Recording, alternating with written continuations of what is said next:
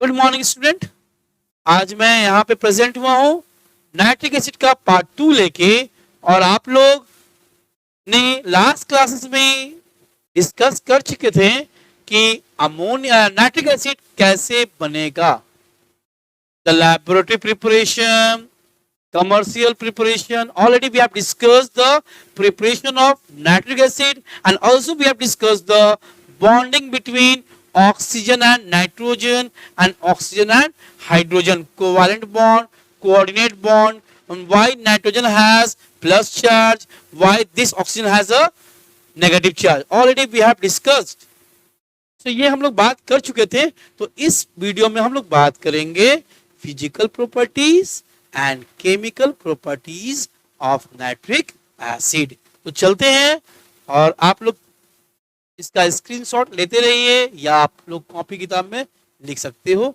और एक चीज और मेरे प्यारे बच्चों, ये मैं वीडियो ज्यादा डिटेल नहीं है, फिर भी आपके पॉइंट ऑफ एग्जाम के व्यू से मैं बना रहा हूं कि एग्जाम आप क्रैक कर सको और अच्छा मार्क्स आपको आ सके। सो रेडी हो जाइए और आप लोग लिखते रहिए। यहाँ पे पहले बात करेंगे फिजिकल प्रॉपर्टीज। तो पहला colour, the pure nitric acid but commercial nitric acid may be yellowish brown. Yes my dear student, हम लोग जानते हैं कि प्योर नाइट्रिक एसिड क्या होता है, कलरलेस, लेकिन बाद में कैसा होता है ये येलो, क्योंकि नाइट्रिक एसिड को अगर मैं हवा में एक्सपोज कर दूं या हीट में एक्सपोज कर दूं, it will be broken down, it will be decomposed into nitrogen dioxide, oxygen and water molecule, and because of presence of nitrogen dioxide, the color of nitric acid will change from colorless to yellowish color. So my dear student, already we have discussed in the last classes also why nitric acid has yellowish color. Actually pure nitric acid क्या होता है, colourless, लेकिन वो decomposition के कारण जब nitrogen dioxide बनता है तो कलर चेंज हो जाती है। तो ये आप लोग याद रखिएगा, एग्जाम में भी पूछता है कि क्यों प्योर नाइट्रिक एसिड कलरलेस होता है, लेकिन जब उसको हम लोग छोड़ देंगे या गर्म करेंगे it become brownish yellowish. Why? Because of decomposition and it will contain extra, क्या इसके पास होगा, नाइट्रोजन डाइऑक्साइड, इसके कारण इसका कलर चेंज हो जाता है। तो ये था एक रीजन। सेकेंड है physical property, odour. It is being a fuming hydroscopic liquid, the fume give its a choking smell. जब आप इसको स्मेल कर लेंगे तो आपके अंदर ये थ्रोट में क्या होगा, इरिटेशन होना चालू हो जाएगा। और सेकंड क्या है, टेस्ट, सावर इन टेस्ट। तो ये हम जानते हैं बच्चों कि एसिड वर्ड ही कहां से आया, एसिडस से, एंड एसिडस का मतलब क्या होता है, सावर इन टेस्ट, तो ये खट्टा होगा। Solubility, soluble in water in all proportion. yes, पानी कम एसिड ज्यादा, एसिड कम पानी ज्यादा, जितना भी चाहे किसी प्रोपोर्शन में आप इसको डिसॉल्व कर सकते हैं। और सेकंड है, नेक्स्ट फिजिकल प्रॉपर्टी है action on skin. Action on skin, हमारा स्किन में क्या होता है बच्चों, प्रोटीन। तो यहां दिया हुआ है nitric acid react with protein of our skin and form yellowish compound. हमारे स्किन में जो प्रोटीन है उससे वो रिएक्ट कर जाएगा, कौन, नाइट्रिक एसिड, और क्या बनाएगा, येलोइश कंपाउंड। नाम क्या है, ज़ैंथोप्रोटिक, ज़ैंथोप्रोटिक एसिड, ज़ैंथोप्रोटिक एसिड। ये ज़ैंथोप्रोटिक एसिड आप देख सकते हो हमारा स्किन का कलर कैसा होता है, जब एसिड रिएक्ट कर जाएगा हमारे स्किन के प्रोटीन से तो ये येलोइश कलर हो जाएगा। और ये येलोइश कलर क्या शो करता है, ज़ैंथोप्रोटिक एसिड। अगर ज्यादा एसिड हो गया, ज्यादा कंसंट्रेट एसिड गिर गया आपके ऊपर तो क्या होगा, hence the skin become yellow हो गया, एंड एक्सेस HNO3 ज्यादा हो गया तो कॉजेस ब्लिस्टर, फफोला निकल जाएगा स्किन के ऊपर, blister on the skin and highly corrosive. ये बहुत क्या कर सकते हैं, खतरनाक हो सकता है। नेक्स्ट क्या है, boiling point, when cooled below 0 degree Celsius it freezes. To white solid, अगर 0 से नीचे ठंडा करेंगे इसको, ये फ्रीज हो जाएगा और इसका boiling point it will melt at what melt, it will melt eight 42 degree Celsius. तो मेल्टिंग पॉइंट और फ्रीजिंग पॉइंट दिया हुआ है, एक्शन ऑन स्किन दिया हुआ है कि हमारा स्किन येलो क्यों होता है, वो कंपाउंड का नाम क्या है, सॉल्युबिलिटी टेस्ट और ऑर्डर। तो ये था फिजिकल प्रॉपर्टी, और ये एग्जाम के लिए उतना जरूरी नहीं है, पूछता भी है कभी कभी लेकिन ज्यादा नहीं है। थोड़ा सा ये देख लीजिएगा ज़ैंथोप्रोटिक वाला एसिड। उसके बाद हम लोग बात करते हैं केमिकल प्रॉपर्टीज के बारे में, ये ज्यादा जरूरी है। तो केमिकल प्रॉपर्टीज शुरू करने से पहले थोड़ा इंडिकेटर बात करते हैं। तो हम जानते हैं इंडिकेटर, ब्लू लिटमस मैंने यूज किया पहले ही, क्योंकि लिटमस दो होते हैं, रेड और ब्लू। तो ब्लू वाला क्यों यूज करूंगा, क्योंकि नाइट्रिक एसिड एसिड है। तो ये क्या होगा, ब्लू लिटमस कहाँ चेंज हो जाएगा, रेड में। मिथाइल ऑरेंज कैसा होता है, ऑरेंज का, उसको मैं डालूंगा किसमें, एसिड में, तो क्या हो जाएगा, डार्क पिंक। आप देख सकते हो यहाँ डार्क पिंक हो गया है। फिनोप्थिलीन ये होता है कलरलेस ट्रांसपेरेंट लिक्विड, वाटर की तरह होता है। जब उसमें आप डालोगे ना बेस, वो खूब सुंदर सा पिंक कलर हो जाएगा, लेकिन एसिड में ये कलर चेंज नहीं करेगा। इसीलिए क्या दिया हुआ है कि एसिड में ये क्या रहेगा, कलरलेस ही रहेगा।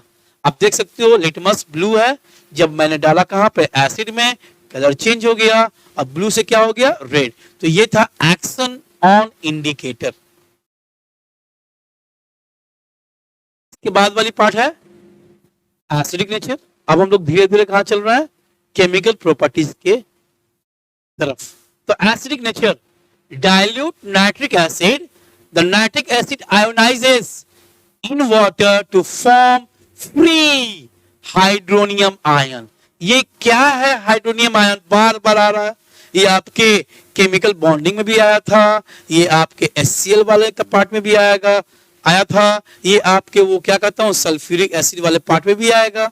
तो यहाँ पे होता क्या है कि कोई भी एसिड नहीं कर रहा हूं, एसिड जैसे कि HNO3 है, जब मैं इसको कहा डिसॉल्व करूंगा, वाटर में, तो क्या होगा ना, ये H प्लस आयन और NO3 माइनस नाइट्रेट आयन देगा। तो ये H plus ion very reactive, very unstable है ये। तो यहाँ पे वाटर मॉलिक्यूल जो मैं यूज किया हूं, तो वाटर मॉलिक्यूल क्या होगा, एक्चुअली हाइड्रोजन का अट्रैक्शन O के पास ज्यादा होता है कंपेयर टू नाइट्रोजन से। क्यों होगा मैं दिखाता हूं। इस बॉन्डिंग में वाटर का बॉन्डिंग कैसा होता है, ऑक्सीजन ऐसा होता है, यहाँ पे H होती है, पास क्या होता है यहाँ पे लोन पेयर इलेक्ट्रॉन। तो ये H क्या करेगा, इस पे अटैक कर जाएगा।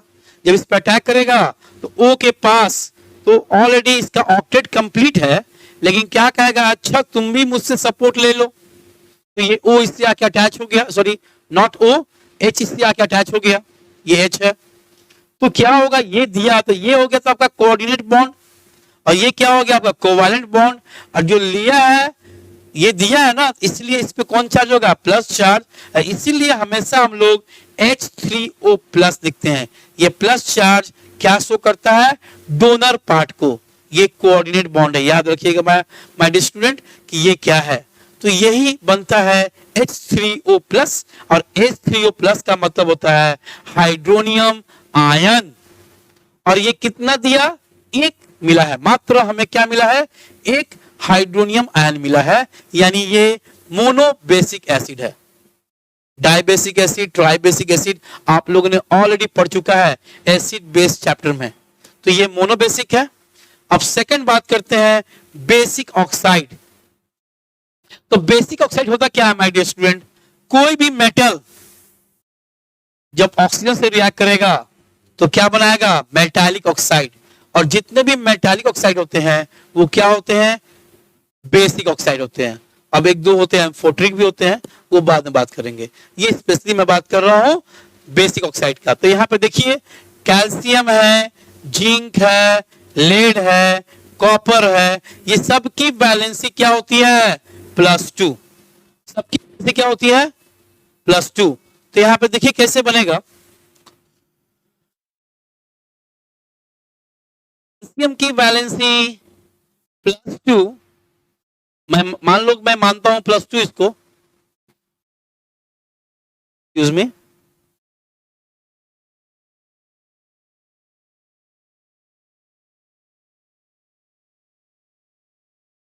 की वैलेंसी मैं मानता हूं +2 और ऑक्सीजन की क्या मानता हूं मैं -2, क्योंकि 2 गेन करेगा तो ये कैंसिल आउट हो जाएगा, क्या बन जाएगा CaO, ये कैल्शियम ऑक्साइड बन गया। और HNO होगा जब टूटेगा तो यहाँ क्या बनेगा, H पे प्लस, NO3 पे क्या होगा माइनस, कैल्शियम पे +2 तो इस पे क्या होगा -2, क्या होगा प्लस के पास कौन जाएगा वाला,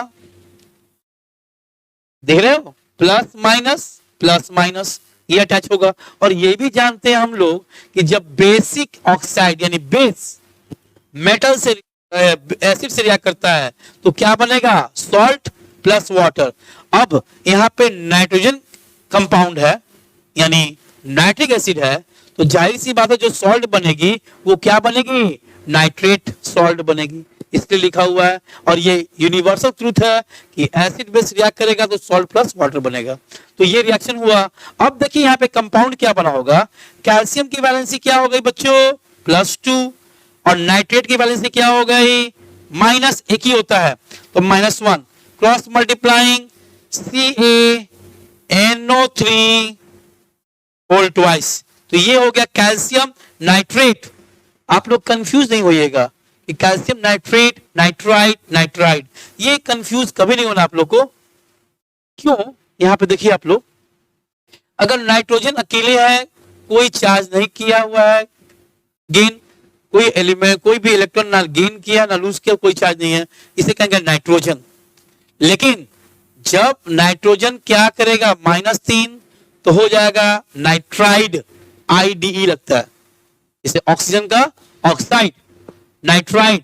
लेकिन यहां पे देखो नाइट्रोजन का कंपाउंड NO2 और NO3 है, एक पे माइनस, दोनों पे चार्ज सेम होगा, लेकिन अंतर क्या है, नंबर ऑफ ऑक्सीजन, कम वाला ऑक्सीजन अधिक वाला, कम वाले में लगाते हैं हम लोग ITE, आइट, तो नाम क्या होगा इसका नाइट्रेट, नाइट्राइट। अधिक वाले में क्या लगाएंगे ATE, तो क्या नाम होगा इसका नाइट्रेट। तो याद रखिएगा NO2 minus and NO3 minus दोनों में सेम एलिमेंट है, लेकिन अंतर क्या है, नंबर ऑफ ऑक्सीजन, यहाँ पे 3 है यहाँ पे 2 है, तो 3 वाले में AT लगेगा और कम वाले में क्या लगेगा IT, तो नाइट्राइट नाइट्रेट। तो यहाँ पे सब NO3 है यानी नाइट्रेट है, तो नाम क्या होगा, मेटल का नाम क्या है कैल्शियम नाइट्रेट। जिंक की भी बैलेंसी +2 ही होती है, तो वही कंपाउंड बनेगा जैसे कैल्शियम का बना, आप लोग देख सकते हो।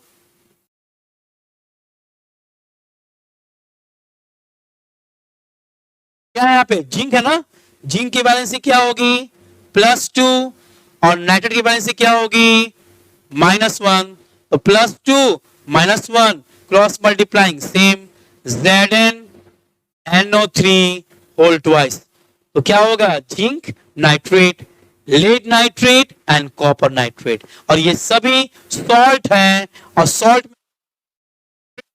इसीलिए इसका नाम रख दिया गया है नाइट्रेट सॉल्ट। तो ये जान चुके हैं हम लोग कि जब एसिड बेस रिएक्ट करेगा सॉल्ट एंड वाटर बनेगा। अब इसके बाद नेक्स्ट प्रॉपर्टी बात करते हैं, रिएक्शन विथ बेस। तो ये तो क्लियर कट है, जब बेस का मतलब जिसमें क्या हो OH आयन हो, हाइड्रोक्साइड आयन हो, बेस से रिएक्ट करेगा नाइट्रिक एसिड, तो ये पक्का है क्या बनेगा salt plus water, acid base react salt and water.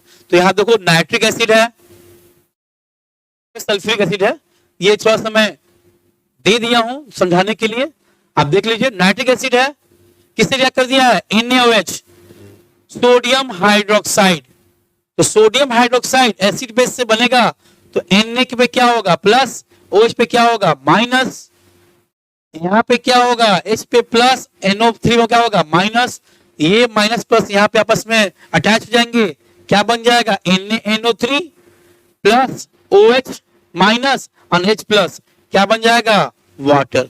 तो ये था कि हाइड्रोक्साइड जब यानी बेस रिएक्ट करेगा किससे, नाइट्रिक एसिड से, सॉल्ट प्लस वाटर बनेगा। सॉल्ट में क्या होगा, नाइट्रेट। आप एक एग्जांपल और दे सकते हैं, अगर मैं ये एग्जांपल ना दूं,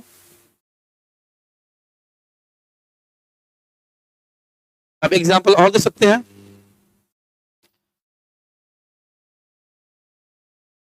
NO3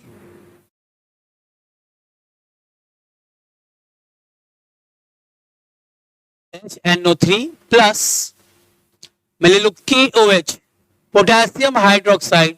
तो वही बात होगी, K पे क्या होगा प्लस, इस पे माइनस, इस पे प्लस, इस पे क्या होगा माइनस। सेम बात क्या हो जाएगी, KNO3, नाम क्या होगा, पोटेशियम नाइट्रेट, एंड प्लस क्या होगा, वाटर। तो ये था रिएक्शन विथ बेस। अब आगे चलते हैं, नेक्स्ट है nitric acid react with carbonate. What is carbonate formula, CO3 minus 2, and what is the formula of bicarbonate सकते हैं, हाइड्रोजन कार्बोनेट। तो फॉर्मूला क्या होगा, HCO3, इस पे क्या होगा माइनस। और जाहिर सी बात है कि दोनों केस में क्या है, कार्बन एंड ऑक्सीजन। तो ये तो कंफर्म हो गया कि क्या निकलेगा, कार्बन डाइऑक्साइड, और सॉल्ट बनेगा और वाटर बनेगा। तो यहां देखिए आप लोग, Na2CO3 ये कैसे बना, क्योंकि सोडियम की वैलेंसी क्या होती है बाबू, +1, एंड CO3 की वैलेंसी क्या होती है, -2, क्योंकि जो चार्ज होता है वही वैलेंसी होती है। तो यहाँ पे क्रॉस मल्टीप्लाई होगा तो क्या बन जाएगा, Na2CO3। तो क्या नाम हो गया, सोडियम कार्बोनेट। सोडियम कार्बोनेट किससे रिएक्ट करेगा, नाइट्रिक एसिड से। तो क्या बन जाएगा, सोडियम नाइट्रेट। ऑलरेडी मैंने बताया है कि सोडियम की वैलेंसी +1 होती है, NO3 की वैलेंसी -1, सेम बन जाएगा वाटर, और प्लस क्या बनेगा, कार्बन डाइऑक्साइड। और यहाँ पे आप लोग ये दिखाएंगे अपवर्ड डायरेक्शन का एरो, ये शो करता है evolution of carbon dioxide gas. Same है यहाँ पे लेड कार्बोनेट। तो लेड की वैलेंसी क्या होती है, Pb+2, एंड कार्बोनेट क्या होती है, -2, कैंसिल आउट, क्या बन जाएगा, PbCO3। तो ये था आपका lead carbonate react with nitric acid, क्या बनेगा, lead nitrate, water plus carbon dioxide gas. तो ये था reaction with carbonate and bicarbonate with nitric acid. तो ये एक, हम लोग नेक्स्ट बात करेंगे, हम लोग दूसरी बात करते हैं। चलिए नेक्स्ट है reaction with metallic sulphide. Sulphide वही जो हम लोग अभी बात की है नाइट्रोजन के केस में, नाइट्रोजन, नाइट्राइड, नाइट्रेट, नाइट्राइट। तो यहाँ पे सल्फाइड दिया हुआ है, क्या दिया है, सल्फाइड। तो ध्यान देना बच्चों, S स्टैंड फॉर सल्फर। अगर सल्फर इलेक्ट्रॉन गेन किया 2, तो क्या ये हो गया सल्फर, ये हो गया सल्फाइड, क्योंकि सल्फाइड आयन हो गया, ये सल्फाइड आयन लिखेंगे। लेकिन यहां पे अंतर होगा, SO3-2 और SO4-2, दोनों में सेम एलिमेंट है, सेम चार्ज भी है, बैलेंसी भी सेम है। जो चार्ज होता है वही बैलेंसी होती है, वो भी दोनों सेम है। लेकिन अंतर क्या है, नंबर ऑफ ऑक्सीजन, जिसमें कम होता है उसमें क्या लगाते हैं, ITE। तो क्या नाम हो जाएगा इसका, सल्फाइड आयन, और जिसमें अधिक होता है उसमें क्या लगाते हैं हम लोग, ATE। तो नाम क्या होगा इसका, सल्फेट आयन। तो ये सल्फेट हो गया, ये सल्फाइड। तो यहाँ क्या दिया हुआ है, सल्फाइड, यानी क्या बात करेंगे हम लोग, SO3 का। तो देख सकते हैं पोटेशियम सल्फाइड, नाम आपको तो याद ही नहीं करना है, समझना है। K की वैलेंसी क्या होती है बच्चों, +1, एंड सल्फाइड पे क्या चार्ज है, वैलेंसी तो वही होगी, बस क्या बन गया, K2SO3, potassium sulphide. And potassium sulphide react with nitric acid, क्या बन जाएगा, चार्ज यहां चला जाएगा, यहाँ पे क्या होना, KNO3, potassium nitrate, water and sulphur dioxide gas. याद रखिएगा, अगर सल्फाइड होगा तो कौन सा गैस मिलेगा आपको, सल्फर डाइऑक्साइड, ये बार बार पूछा हुआ है, ऐसा ही कंफ्यूजन उसमें भी हुआ था HCl वाले केस में। तो जब सल्फाइट होगा तो आपको क्या मिलेगा? Sulphur dioxide. सेम केस यहाँ पे क्या है आपके पास?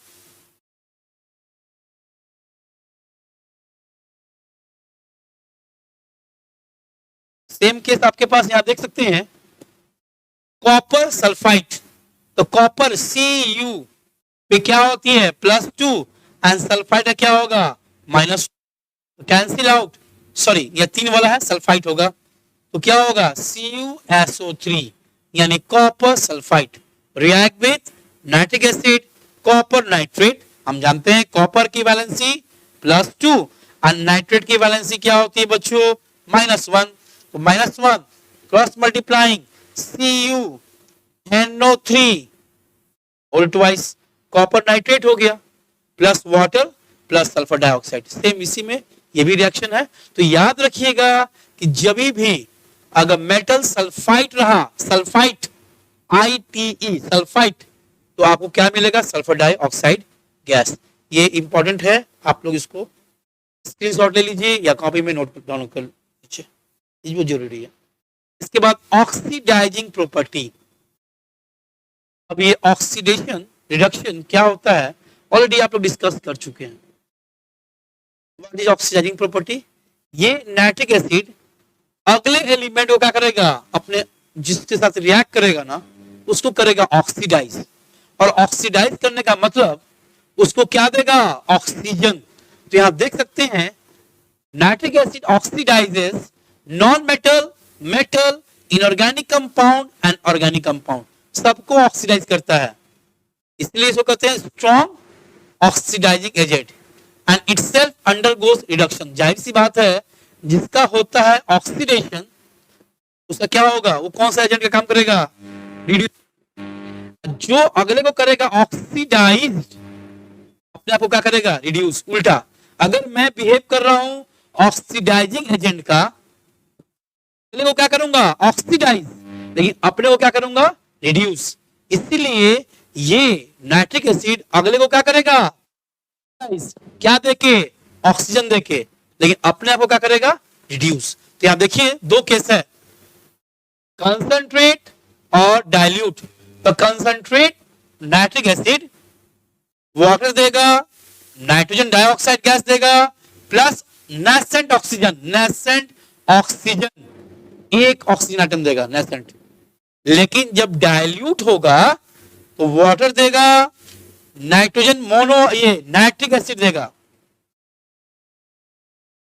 देगा नाइट्रिक एसिड NO2, ये है nitric acid, nitric oxide sorry, और क्या देगा आपको? 3 एटम ऑफ नेसेंट ऑक्सीजन। तो यहाँ पे एक है, यहाँ पे कितना? 3 है। तो याद रखिएगा concentrate and dilute, nitrogen dioxide and nitric acid में कंफ्यूजन नहीं होना है। डाइल्यूट में क्या देगा? नाइट्रिक एसिड, कंसंट्रेट में क्या देगा? Nitrogen dioxide. ये आप लोग कंफर्म कर लेंगे, ये बहुत इंपॉर्टेंट है कि कौन सा गैस देगा, नाइट्रिक एसिड की नाइट्रोजन डाइऑक्साइड। ये डिपेंड करता है कंसंट्रेशन पे कि कंसंट्रेट है कि डाइल्यूट। उसके बाद अब मैं दिखाता हूं इसका एग्जांपल। कार्बन को क्या किया? ये ऑक्सीडाइज। देख लो कैसे, कार्बन में यहाँ ऑक्सीजन नहीं है, यहाँ पे ऑक्सीजन ऐड है, तो addition of oxygen is also called oxidation. यह एक तरीका और है, मैं दिखा रहा हूं।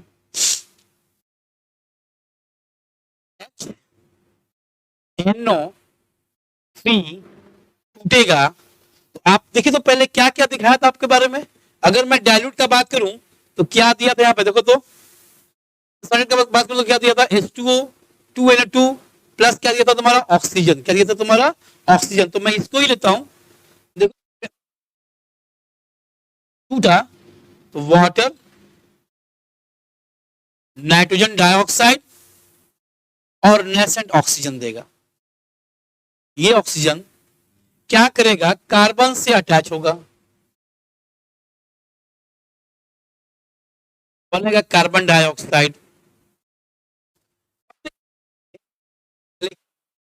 एक तो बैलेंस है, दूसरा बैलेंस नहीं, सॉरी ये भी बैलेंस नहीं है, यहाँ पे आप 2 लगा लो, यहाँ पे 2 लगा लो, शायद इक्वेशन बैलेंस हो गया। 3 2 जा 6, 2 2 जा 4, 5 और 6 इक्वेशन बैलेंस है। लेकिन यहाँ पे बैलेंस नहीं है सेकंड पार्ट में। यहाँ पे कितने ऑक्सीजन है? 2, यहाँ पे 1, यहाँ पे 2 लगा लो। या इसको ऐसे नहीं करते हैं, इसको मैं थोड़ा सा वेट, थोड़ा ज्यादा अच्छा रहेगा आपको समझाने के लिए।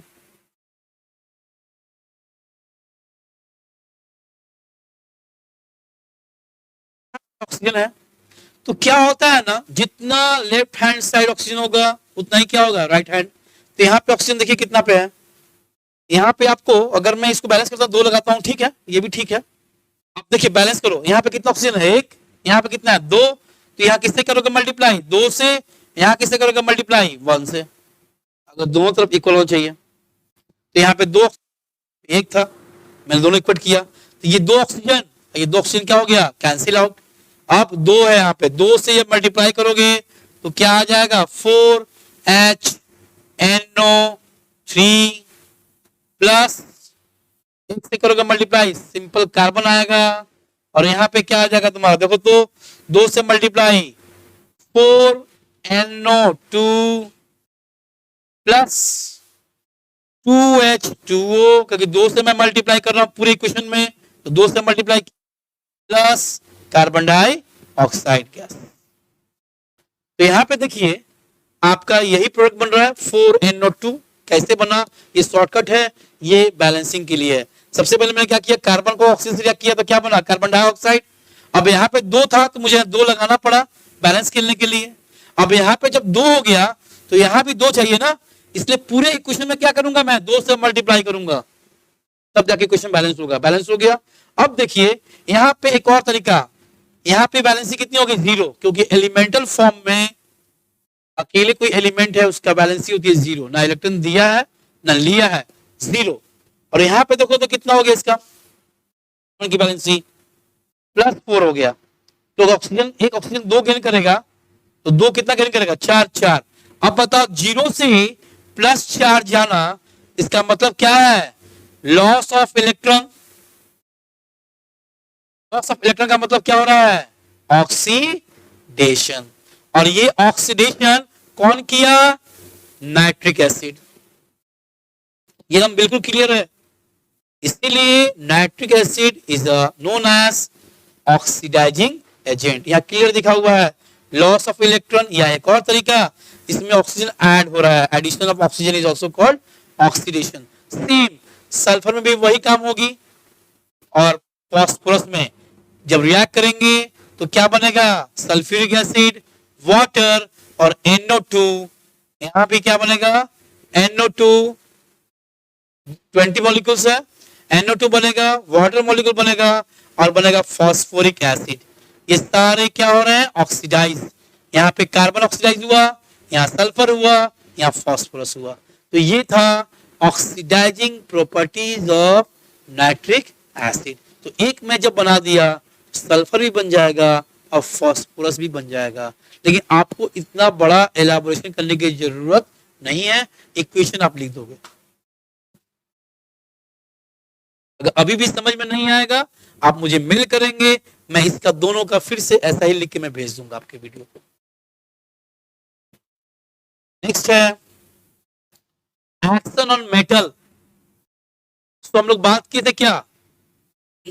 Dilute acid, concentrate acid and very dilute. तो यहाँ पे है cold and dilute nitric acid. यहाँ किसका बात कर रहा हूं मैं? Cold and dilute nitric acid. तो यहाँ पे क्या बात कर रहा हूं मैं? Oxidising property. तो देखो यहाँ पे कॉपर जब एसिड से रिएक्ट करेगा तो क्या बनेगा? सॉल्ट।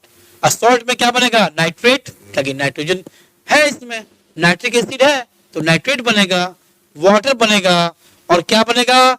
Nitric acid. क्या बनेगा? Nitric acid. Same zinc react कर रहा है किससे? HNO3 से, जिंक नाइट्रेट। अब जिंक की वैलेंसी +2 होती है और नाइट्रेट की वैलेंसी क्या होती है? जिंक की वैलेंसी +2 और नाइट्रेट की वैलेंसी -1। क्रॉस मल्टीप्लाइंग क्या बनेगा? Zn3 whole twice zinc nitrate बनेगा वाटर बनेगा और नाइट्रिक एसिड बनेगा, यहाँ पे देख सकते हैं आप लोग। लेकिन वहीं पे दूसरी तरफ अगर कंसंट्रेट रहा तो रिएक्ट करेंगे मेटल से, लेकिन क्या बनेगा यहाँ पे, nitrogen dioxide. Be specific, very very important. When metal react with dilute तो नाइट्रिक ऑक्साइड मिलेगा, but when metal react with concentrate nitric acid क्या बनेगा, नाइट्रोजन डाइऑक्साइड। तो कब बनेगा नाइट्रोजन डाइऑक्साइड, कब बनेगा नाइट्रिक एसिड, बहुत जरूरी है बच्चों, देख लेना।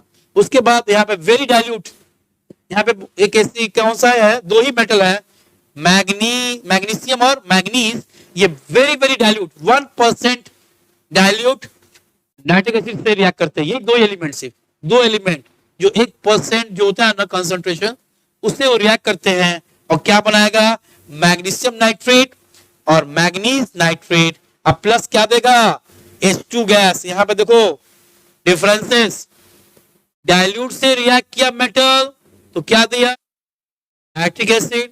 कंसंट्रेट से रिएक्ट किया तो क्या दिया आपको, nitrogen dioxide. But very dilute का बात कर रहा हूं, तो वेरी डाइल्यूट का मतलब कौन सा मेटल, दो ही मेटल, मैग्नीशियम और मैग्नीज, जो रिएक्ट करेंगे very very dilute nitric acid से, ये ऑक्सीडाइज होंगे और क्या बन जाएगा यहाँ पे, H2 गैस। ऑक्सीडाइज कैसे हुए हैं, यहाँ पे इसकी वैलेंसी 0 है, क्योंकि ना किसी को लिया ना किसी को दिया है, लेकिन यहाँ पे वैलेंसी क्या होगी इसकी, +2। अब +2 मतलब 0 से +2 जाना, लूजिंग इलेक्ट्रॉन। लूजिंग इलेक्ट्रॉन का मतलब कितना लूजिंग इलेक्ट्रॉन, यहाँ एक भी लूज नहीं किया है, यहाँ पे 2 लूज कर दिया, and losing electron is called oxidation. ये ऑक्सीडेशन किसके कारण हुआ, नाइट्रिक एसिड के कारण, इसीलिए कहते हैं ये ऑक्सीडाइजिंग एजेंट का काम करता है। नेक्स्ट देखते हैं, एक्वारेजिया। एक्वारेजिया ये सुनने में थोड़ा सा अटपटा लग रहा है, लेकिन सुनिए, एक्वारेजिया क्या है ना, इसे रॉयल वाटर भी कहते हैं, रॉयल वाटर या किंग ऑफ एसिड भी कहते हैं, सॉरी रॉयल वाटर नहीं कहते हैं, किंग ऑफ एसिड कहते हैं। तो ये क्या करता है ना, नोबल मेटल, आपके सिल्वर हुए, गोल्ड हुए, प्लैटिनम, ये किसी से रिएक्ट नहीं करता। अगर आप ले जाते हो सुनार के पास और कहते हो गोल्ड साफ कर दीजिए, तो वो साफ नहीं करता है, ऊपर का लेयर साफ कर देगा। साफ करने का मतलब निकाल लेगा, वो आपको घाटा है, क्योंकि ये गोल्ड और प्लैटिनम किससे रिएक्ट नहीं करता है। आप सिंपली क्या कीजिए, घर में सर्फ से साफ कर लीजिए, वो चमकना चालू हो जाएगा। वो अपना लस्ट्रस प्रॉपर्टी जल्दी लूज नहीं करता ही नहीं जल्दी, इसलिए आप एसिड से साफ नहीं कर सकते हैं। लेकिन एक्वारेजिया ऐसा वाटर है, ऐसा लिक्विड है, वो कैसे बनता है, HCl और HNO3 करते। क्या रेशियो वॉल्यूम है, 3:1। ये ऑलरेडी मैं HCl वाले केस में पढ़ाया था। Gold and platinum do not dissolve in any acid, but they dissolve in aqua regia. किसमें घुल जाएंगे, एक्वारेजिया में। एंड एक्वारेजिया क्या है, it is a mixture of concentrate nitric acid and concentrate hydrochloric acid. What ratio, 3:1 by volume. 3:1 by volume. 3 किसका volume होगा, HCl का, और 1 वॉल्यूम क्या होगा, HNO3 का। तो ये बनेगा, क्या बन जाएगा इसमें, वाटर, NOCl। घबराना नहीं है, इसका नाम है नाइट्रोसाइल क्लोराइड। क्या नाम है इसका बच्चों, नाइट्रोसाइल क्लोराइड। नाइट्रोसाइल क्लोराइड, नाइट्रोसाइल क्लोराइड, और ये देगा नेसेंट क्लोरीन। और यही क्लोरीन, ये जो नेसेंट क्लोरीन है ना, ये क्लोरीन जाके गोल्ड से और प्लैटिनम से रिएक्ट कर जाएगा, और रिएक्ट करने के बाद एक नया कंपाउंड बनाएगा। और ये कंपाउंड जो बन जाएगा ना, जो वाटर में जाकर क्या हो जाएंगे, डिसॉल्व, उस लिक्विड में जाकर डिसॉल्व हो जाएंगे। तो यहाँ लिखा है गोल्ड 3 क्लोराइड। गोल्ड 3 कुछ नहीं है, क्लोरीन की वैलेंसी कितनी होती है, -1। तो एक क्लोरीन 1 गेन करेगा, 3 क्लोरीन क्या करेगा, 3 गेन। तो इस पे क्या चार्ज होगा, 3। तो वही लिखा हुआ है गोल्ड 3 क्लोराइड, मतलब वो 3 इलेक्ट्रॉन लूज किया है 3 क्लोरीन के लिए। आप टेंशन नहीं लीजिएगा कि क्या नाम है, कुछ नहीं, वैलेंसी शो कर रहे हैं।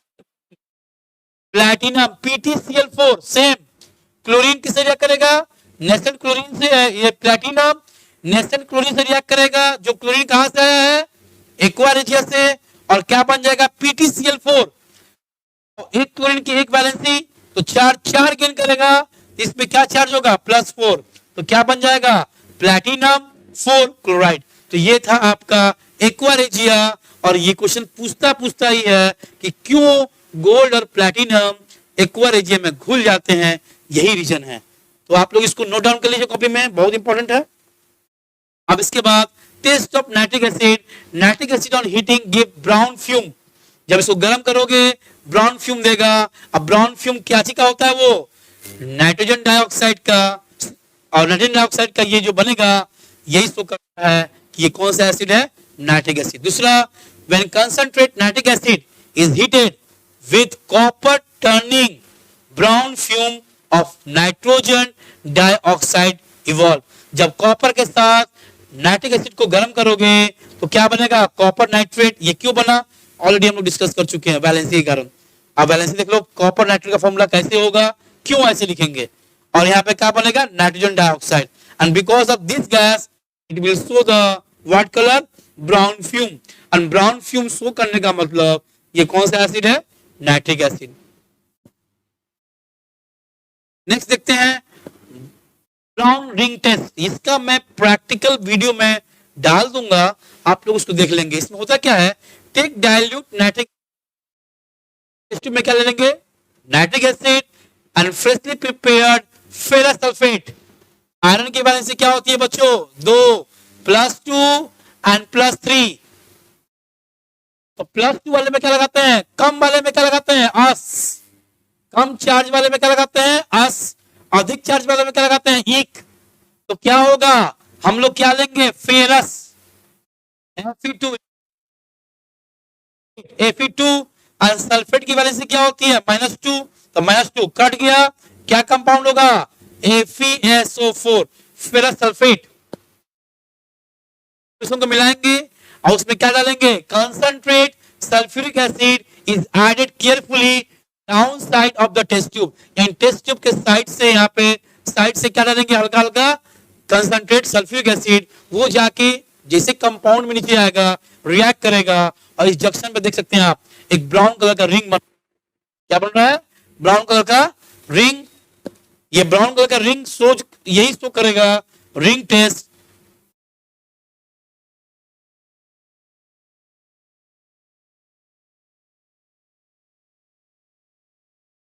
रिंग टेस्ट ये शो करेगा ब्राउन कलर का रिंग, यही ब्राउन कलर का रिंग ये शो करता है कि ये किसका कंपाउंड है, नाइट्रिक एसिड का। बनता कैसे है, देखिए आप, ferrous sulphate react with concentrated sulphuric acid in the presence of what, nitric acid, क्या बनेगा, Fe2SO4 होल थ्राइस।